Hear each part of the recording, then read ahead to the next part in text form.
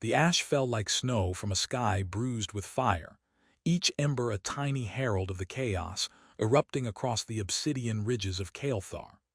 Arden moved through it with the deliberate caution of a soldier who had walked too many battlefields and survived only through instinct and stubborn will. His boots crunched against hardened lava crusts that hissed beneath the heat, and the visor of his helmet reflected rivers of molten rock like twin, furious eyes. The volcanic storm had begun without warning, a deep tremor that shook the planet to its core, and he knew that everything in the valley, every shelter, every hidden crevice, was now under threat of obliteration. Smoke clawed at his lungs, even through the filtration system of his suit, and the acrid tang of sulfur burned in his nostrils. It was an environment that would kill the unprepared in minutes, yet Arden thrived on the edge of it, walking where others dared not, listening for the faintest sign of life amidst the screaming of the world around him. He had come to Kael'thar for solitude, to escape the politics of distant star systems and the memory of lives taken in wars that now seemed both endless and pointless. Yet solitude here was deceptive. The planet's surface was alive, restless in its own violent rhythm, and the eruptions were only one of the many unpredictable variables Arden had to contend with. As he crested a jagged ridge, he glimpsed a shape rolling down toward the river of fire, a dark, mottled object that seemed insignificant against the fury of the eruption. But instinct, honed over decades of combat, screamed at him to move. Even at a distance, he recognized the shape for what it was. An egg, large and misshapen, discarded like refuse by the scavengers who had dared to traverse these volcanic slopes earlier.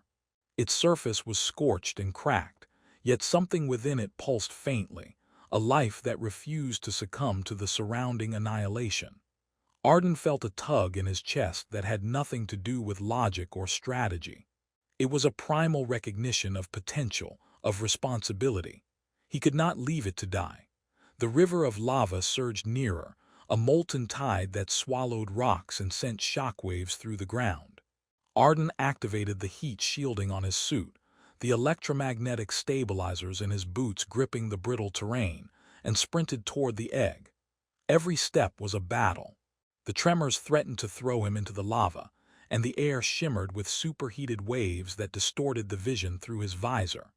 He could feel the radiation from the molten rock, a dull burning sensation crawling across the exposed panels of his suit, but he pushed forward, driven by an unspoken oath to protect life, no matter how small or seemingly worthless. The egg teetered on the edge of destruction, its shell already cracking, but Arden dove just in time, scooping it into his arms with the careful precision of a surgeon in zero gravity. The heat licked at his armor, and the ground beneath him erupted with a geyser of molten rock, sending him skidding perilously close to the river's edge. Yet he held onto the egg, cradling it as if it were the last hope in a universe that had long forgotten compassion. Behind him, the eruption intensified, columns of magma shooting skyward, the shockwaves rattling his body and testing the limits of his exosuit. Sparks and molten shards rained around him, but Arden moved with deliberate precision, every muscle tuned to survival. He navigated treacherous fissures and brittle outcroppings, leveraging decades of battlefield experience to anticipate the planet's fury. The egg was surprisingly heavy, almost as if it contained within it a force aware of its precarious position. Its faint glow, a bioluminescent heartbeat, seemed to respond to Arden's own, syncing with the rhythm of his chest in an almost supernatural acknowledgement of the bond forming between them. Minutes felt like hours as he raced through the volcanic storm, dodging pyroclastic blasts and falling debris, the world around him a maelstrom of fire and ash. The sensory input was overwhelming. Heat, light, sound, and vibration all collided, yet Arden's focus remained singular, unbroken.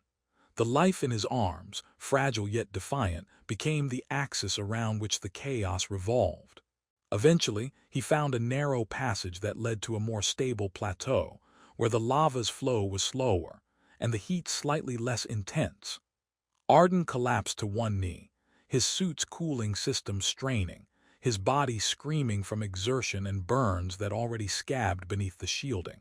The egg pulsed faintly in response, as if acknowledging that it had been saved from the brink of oblivion. Around them, the landscape continued to convulse and roar, but in that fragile moment there was a sliver of stillness, a fragile promise of survival. Arden whispered to the egg, words carried more by intention than sound, recounting tales of distant worlds, of stars that had lived and died in silence, and of the enduring determination of those who refused to surrender. The volcanic storm raged on, a relentless testament to nature's fury, yet Arden knew that the act he had committed, an instinctual defiance of death itself, would resonate far beyond the confines of Kael'thar. In saving the egg, he had begun a story that no war, no campaign, no accolade could have ever written, a story that would challenge the galaxy's understanding of heroism, sacrifice, and the fragile persistence of life in a universe that often seemed indifferent. He remained there for hours, shielding the egg from falling debris and the residual heat, until the tremors subsided to distant quakes. For the first time in decades, Arden allowed himself to exhale fully, aware that he had survived a trial meant to claim the strongest of warriors, yet more importantly, he had preserved a life that others had deemed worthless. In the distance, faint signals from observing scouts began to appear, drones, automated research vessels, and perhaps eyes too curious to ignore the act of bravery. Arden did not flinch.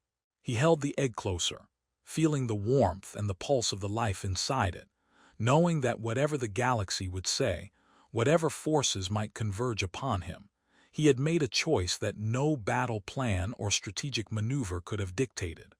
The volcanic winds whipped around him, carrying the scent of fire, sulfur, and ash. But within that storm, there was also the first quiet beat of hope, a pulse that had survived against all odds, just as Arden had, and together they would face whatever the universe had left to throw at them. Arden carried the egg back to his makeshift shelter, a network of reinforced modules partially buried beneath jagged volcanic rock, designed originally as a survival outpost for monitoring seismic activity. The modules, patched together with scavenged components from derelict ships and old research stations, hummed softly with life support systems that filtered the acrid air and regulated the temperature in precise increments. Inside, the air was still heavy with heat and the faint scent of ash, yet it was a sanctuary compared to the merciless chaos outside. Arden placed the egg within a containment cradle, a delicate mesh of magnetic stabilizers, nanofiber supports, and thermal regulators. The cradle vibrated gently as it synchronized with the egg's subtle bioluminescent pulses, as though acknowledging the weight of its duty, to nurture a life that the universe had almost extinguished. Arden's hands hovered over the cradle, the scars from his burns raw beneath the protective gloves, and for the first time, he allowed himself a moment to consider the magnitude of what he had saved. Days passed in a rhythm dictated by the dragon egg's needs and the harsh environment outside. Arden monitored temperature gradients, electromagnetic feedback, and even the faint neural signals emanating from the egg's core. The technology he employed was a fusion of human engineering and archaic xenoscience he had gleaned from scattered interstellar archives, a combination designed to stabilize what could not otherwise survive. As he worked, he spoke to the egg in low tones, narrating tales of distant star systems, of ancient wars where honor had been measured in fire and blood, and of planets where life evolved in patterns so strange they defied comprehension. The egg responded subtly, a flicker of light here, a minute vibration there, as if absorbing not only the heat and mechanical support but the presence of Arden himself. It was a dialogue of intent rather than language, a communication that bridged species, time, and understanding. Arden felt a growing connection, a recognition that the creature within was aware of him, not merely as caretaker but as companion. As the days stretched into weeks, The surrounding volcanic landscape continued to churn and breathe with violent life. Sensors embedded in the rocky terrain sent data streams back to Arden's modules. Microquakes, shifts in lava channels, fluctuations in magnetic fields. From time to time, drones dispatched to monitor the outer valley returned with images of scorched earth and molten rivers, yet none dared to disturb the fragile sanctuary he had built. Word of the egg's rescue had already begun to propagate across interstellar channels. The Galactic Research Consortium and private collectors sent inquiries, some veiled, some brazen, seeking to determine the nature of the life Arden had saved. Messages flickered across encrypted frequencies, offering technology, currency, and even threats, but Arden ignored them all. The egg was not property, it was a responsibility, a living testament to choices untainted by politics or profit. Late one night, while the planet's twin moons cast ghostly light across the jagged horizon, Arden noticed a subtle shift in the egg's behavior. The bioluminescence brightened in a rhythmic pattern, almost like a heartbeat that resonated beyond its shell. Arden adjusted the thermal regulators and magnetic stabilizers to match, feeling a faint resonance in his own chest. He realized that the egg's development was accelerating, responding not only to the controlled environment but to the emotional and physiological presence of its caretaker. In a moment of clarity, Arden understood that the creature inside was far more advanced than any known dragon species cataloged in galactic archives. Its neural network, if it could be called that, was intertwined with the electromagnetic flux of the planet itself, drawing energy from the subtle tremors, from the ionic charges in the ash-laden air, and from Arden's own biofield. The realization sent a thrill through him, a mixture of awe, fear, and the deep, primal responsibility of one who holds the seed of something beyond comprehension. As weeks turned into months, the bond between Arden and the egg strengthened. He began to perceive faint psychic impressions, images and sensations that the egg transmitted through the subtle electromagnetic field surrounding it.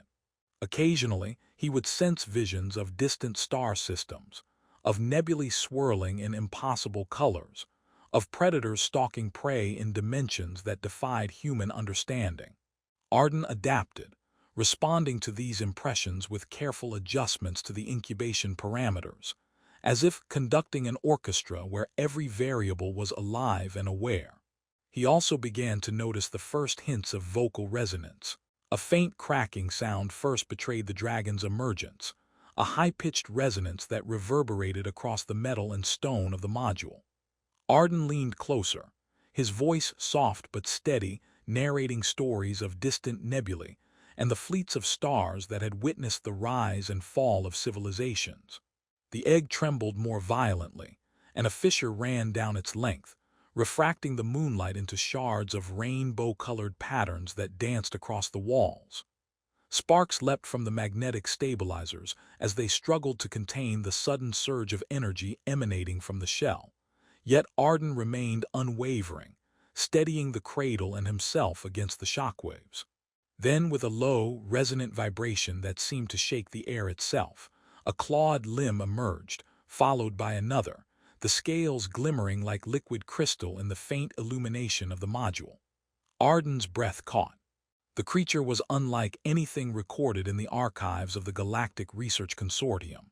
Its morphology bore the hallmarks of imperial dragon lineage, majestic, powerful, yet impossibly intricate, as if evolution had sculpted every ridge and scale with deliberate artistry. The first cry of the dragon shattered the stillness, a harmonic tone that oscillated across frequencies both audible and beyond the range of human perception. Machines hummed and whirred, systems struggling to interpret the signal, yet Arden understood it intuitively. It was a greeting, a recognition, a resonance of identity that reached directly into the mind. He extended a hand slowly, instinctively, and the dragon responded, curling its neck in a gesture that conveyed curiosity rather than fear.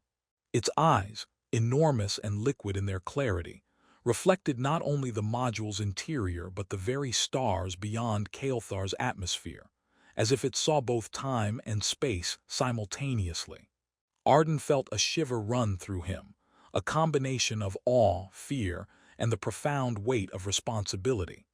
The creature was not merely a dragon, it was a nexus of biology, energy, and consciousness, a living testament to the resilience of life in a universe indifferent to survival. Over the next hours, Arden and the dragon began a tentative exploration of one another. The dragon's movements were graceful despite its size, each step measured, each flick of its tail and twitch of its wings emitting subtle electromagnetic pulses that interacted with the module's systems. Arden felt the signals resonate in his own nervous system, a communication of intent and recognition that transcended words. He realized that the dragon's perception extended beyond the visual and auditory. It sensed energy flows, gravitational perturbations, and even fluctuations in the molecular structures around it. Arden marveled, understanding that this creature could navigate both planetary and interstellar environments in ways humans could scarcely imagine. He adapted, responding with his own subtle biofeedback, breath modulation, pulse rhythm, even micro-vibrations transmitted through the cradle, creating a shared pattern of communication that solidified their bond.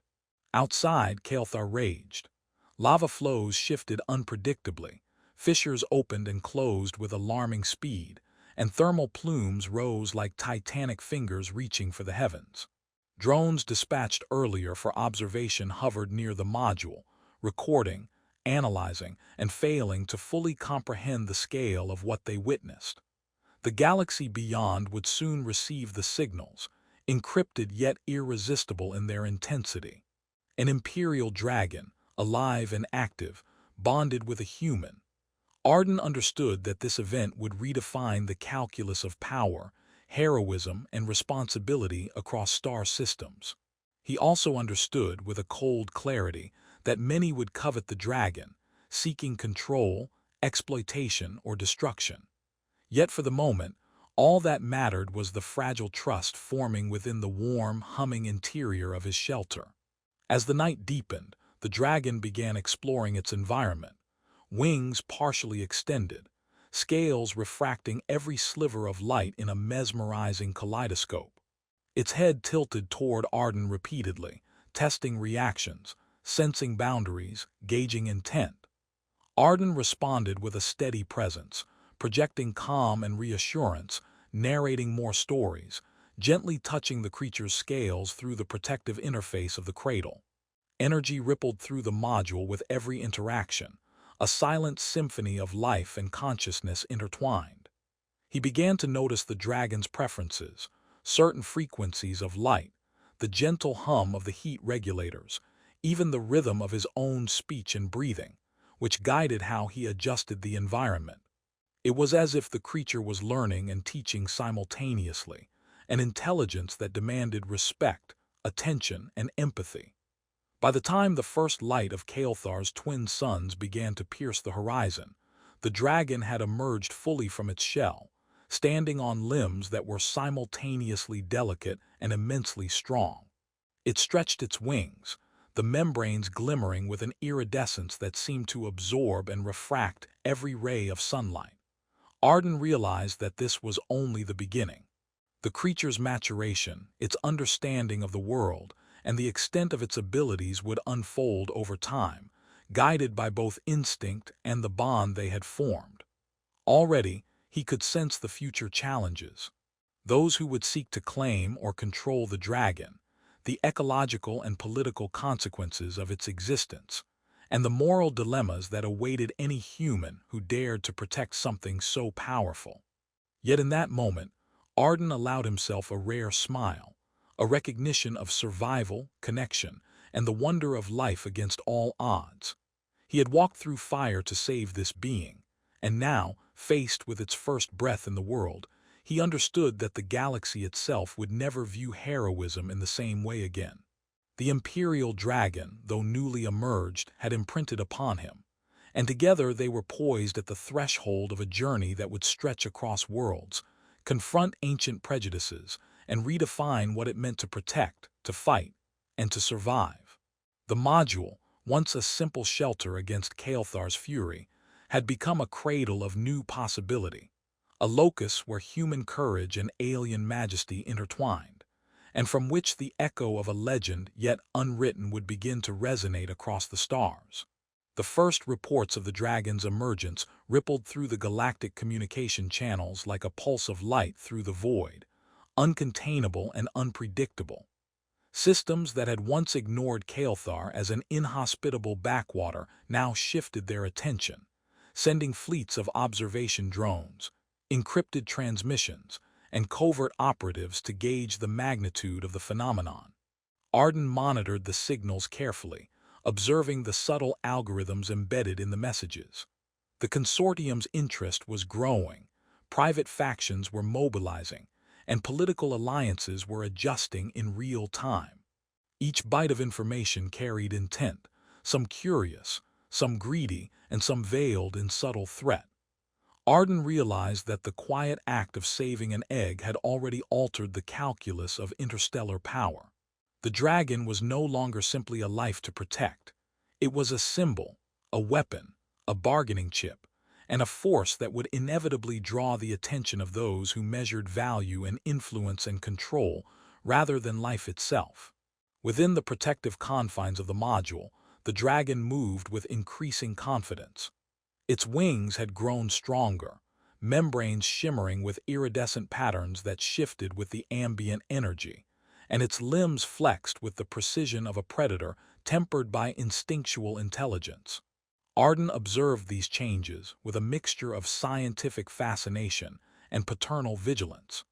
The creature's eyes reflected the twin moons and distant stars, yet there was a depth in their gaze that suggested awareness of forces beyond the local environment.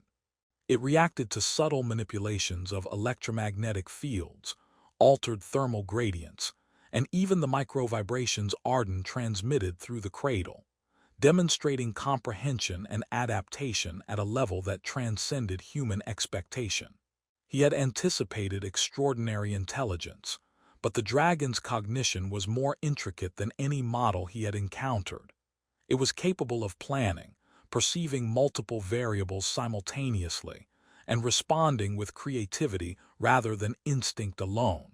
To maintain the creature's safety, Arden expanded the perimeter around the module, deploying drones equipped with advanced sensor arrays and defensive protocols. These machines were designed to detect unauthorized incursions, analyze incoming threats, and even manipulate energy fields to create temporary barriers against hostile forces. He also implemented subtle decoys, holographic projections that mimicked the dragon's bioluminescent signature in distant valleys, and signal distortions that confounded remote observation systems. The effort required him to integrate multiple disciplines: electromagnetic engineering, xenobiology, and tactical strategy.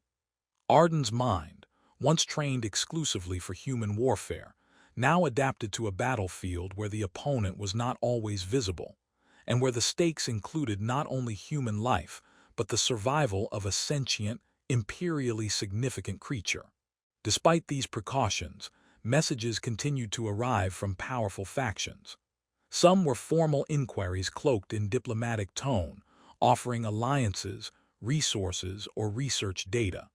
Others carried veiled threats, outlining consequences for noncompliance or refusal to surrender the dragon. Arden read each one carefully, assessing motives, detecting subtext, and devising responses that maintained his autonomy while protecting the dragon. He realized the political dimension of the creature's existence was inevitable. Its presence would disrupt long-established hierarchies, challenge assumptions about sentient life, and provoke conflicts over ethics and ownership. Arden understood that the dragon's value could not be measured in credits, military advantage, or technological gain. Its worth lay in its existence, and in the potential for a new paradigm, one where intelligence, empathy, and courage dictated the course of events rather than fear and domination. As the days unfolded, the dragon demonstrated behaviors that deepened their connection. It began to interact with the environment in ways that suggested not only curiosity but strategic reasoning. It tested the boundaries of magnetic fields, explored energy fluxes, and even manipulated light and heat in subtle experiments. Arden observed these activities, fascinated by the integration of instinct and intelligence. He began to adjust the module's environment to facilitate learning and exploration, creating variable energy gradients, holographic simulations, and interactive systems that responded dynamically to the dragon's movements. Through these interactions, the dragon began to exhibit patterns of understanding, problem-solving, and even rudimentary communication. It pulsed electromagnetic signals in sequences that Arden could interpret as queries, responses, or emotional expressions. Each interaction strengthened the bond between them, reinforcing trust, mutual recognition, and the unspoken understanding that Arden was not a captor but a guide. Amid these developments, external threats grew bolder. Reconnaissance drones and small scout ships from rival factions began probing Kael'thar's outer ridges. Arden observed their approaches, noting energy signatures, sensor emissions, and flight patterns. He deployed automated defenses, including electromagnetic disruptors and thermal decoy arrays, to mislead and repel intruders without exposing the dragon directly. Each engagement was subtle, strategic, and carefully measured. The goal was deterrence, not destruction. Arden understood that any overt conflict could compromise the dragon's safety, provoke escalation, or draw attention to the module itself. He became a conductor of a silent symphony, orchestrating movements, energy fields, and environmental variables to create a shield of illusion and protection. The volcanic terrain itself, with its unpredictability, served as an ally. The first ship crossed into the visual range of the module, scanning the valley with laser sensors that burned faint trails across the volcanic rock. Arden held his breath as the electromagnetic disruptors pulsed, subtly shifting the signals of the module and the dragon's energy field. The ship's sensors registered interference, minor but significant, and the vessel adjusted its trajectory. Meanwhile, drones streaked across the landscape, mimicking the dragon's movement and creating false readings on the enemy consoles. The scout ship fired a short-range probe, which Arden intercepted with a high-frequency energy pulse, shattering the probe without triggering a full alert. The tension was electric, every second a balance between exposure and concealment, every flicker of the dragon's bioluminescence a reminder of what was at stake. Arden's mind, trained for decades in combat scenarios, now had to adapt to an environment where physics, biology, and morality intersected in unpredictable ways. The dragon sensed the approaching threat before Arden did. It crouched low, muscles tensing under its crystalline scales, wings folding tightly against its back. Yet rather than panic, it emitted a low harmonic resonance, a frequency that pulsed outward, interacting with the electromagnetic fields around the module. Arden realized the dragon was experimenting with its own abilities, testing the limits of its nascent control over energy and perception. He adjusted the field generators to complement the resonance, amplifying the effect and creating a feedback loop that disoriented the intruding ships. The probe readings from the scouts became erratic. Instruments reported anomalous energy surges, and the ships were forced to maneuver erratically to maintain stability. Arden felt a surge of pride tempered with anxiety. The dragon was learning, adapting, and collaborating, yet it remained a being whose power he could not fully predict or control. As the confrontation escalated, Arden executed a series of tactical maneuvers he had devised over months of preparation. Gravitic distortion fields subtly altered the apparent layout of the terrain, creating optical illusions that made the module appear as nothing more than jagged rock. Thermal decoys and holographic projections gave the impression of instability and shifting landscapes. The dragon, guided by the subtle manipulations of the energy fields and its own instincts, moved strategically across the module, emitting pulses that interfered with communications and sensors.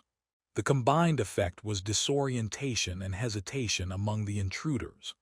One of the scout ships attempted a direct assault, firing concentrated energy bursts, but Arden diverted a volcanic vent's thermal plume toward the trajectory, melting part of the projectile and sending it harmlessly off course.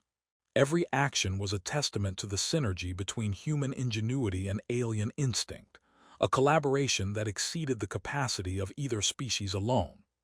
Hours passed in tense, silent engagement, the volcanic winds carrying the hiss of molten rock and the hum of gravitic engines across the valley. Arden monitored every system, adjusting frequencies, recalibrating fields, and responding instinctively to the dragon's harmonic signals. The intruding ships, unable to secure a visual or energy lock on the creature, eventually retreated, their sensors reporting anomalies too significant to risk continued engagement. Arden allowed himself a brief exhale, though he remained vigilant. The battle had been won, but the galaxy now knew the dragon existed and others would surely come. He turned to the creature, whose wings shimmered faintly in the dim light, and extended a hand. The dragon pressed its scaled head into his palm, a gesture of recognition, trust, and partnership. Arden felt the warmth of its energy pulse through him, a reminder that the victory had been shared, that the dragon had not been a passive participant but an active, intelligent ally.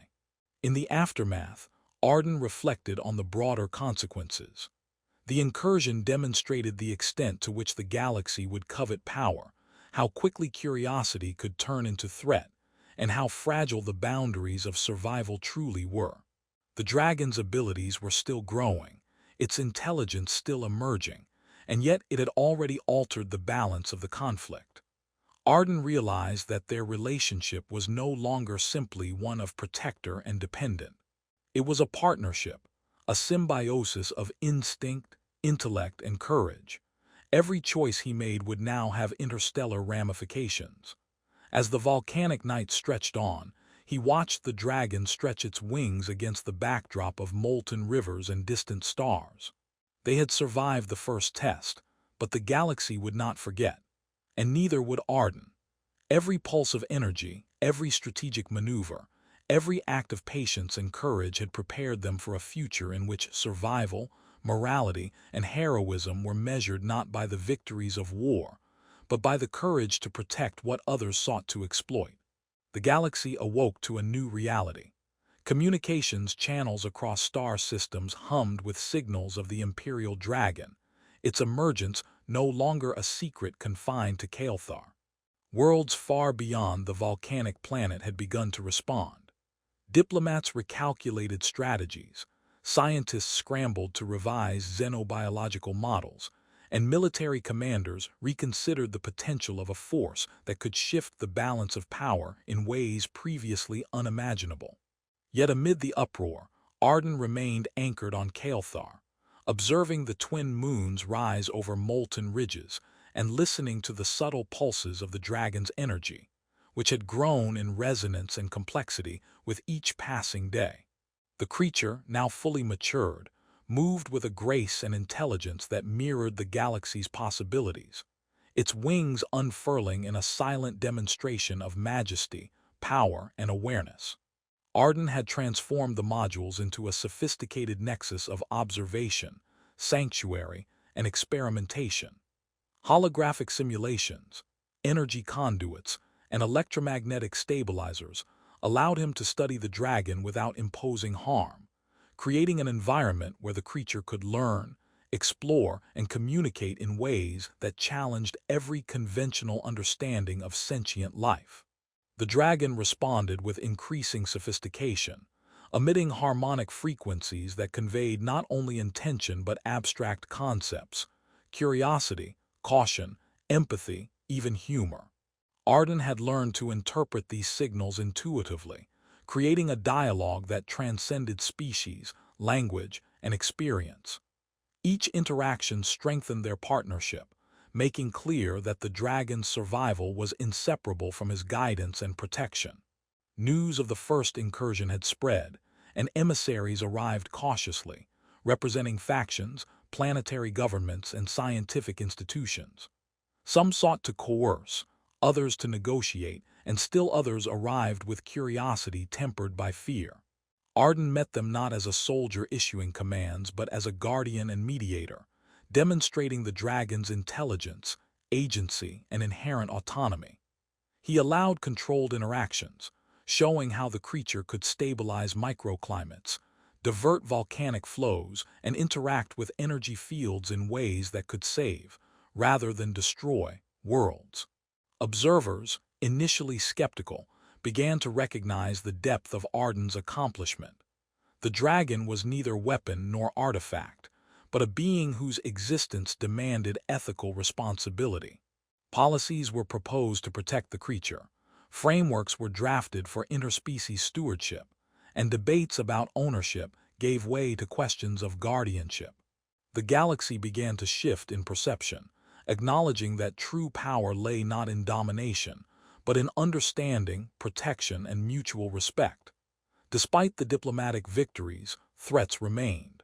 Rogue factions attempted covert operations, and unscrupulous mercenaries tested defenses with stealth probes and unmanned assault drones.